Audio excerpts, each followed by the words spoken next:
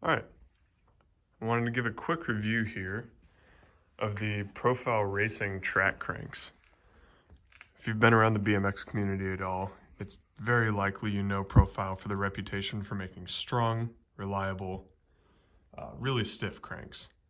And that's exactly what I wanted for this bike. This is my Spicer track lacrosse bike. Super simple, super reliable. I needed a crank to match. So when I found out Profile did a 144 BCD Spider, I was really intrigued. It's not something you see a lot of. You'll see a lot of, Seguno 75s, SRAM Omniums.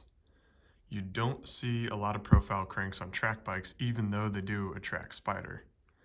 So I really had to check it out. This is made possible. They have an internal bearing bottom bracket, or at least that's what they call it. See it on this side too. That allows for the narrow chain line you get with this. And I will mention, you can get a perfect chain line.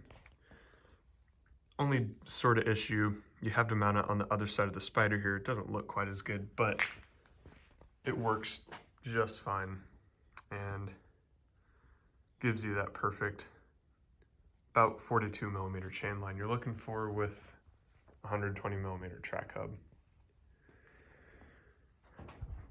The cranks are obviously super stiff, not the lightest, but if you're getting Profile, it's probably not what you're going for. You're looking for reliability. You can expect the same things you would expect in the BMX world out of these track cranks. That's what I found after putting quite a few miles of hard riding, jumps, skid hops. Actually, you know what? Now that I mentioned skid hops, I will say the one problem I've had with these cranks is, I think due to the splined interface on Profile spindles. The splines interact here with the cranks and the Spider as well. That's how everything is held together. And what I've noticed recently is these splines sort of slipping with the Spider. There's a bit of a back and forth motion I can feel when pedaling that's almost like chain slack, but it's not chain slack. It's some sort of slipping coming from inside the crank due to the fact that the Spider is not fixed to the cranks and not perfectly fixed to that spindle. That's the only problem I've had with these, and unfortunately I'm going to swap them out due to that. I just want this bike to be as simple and reliable as possible.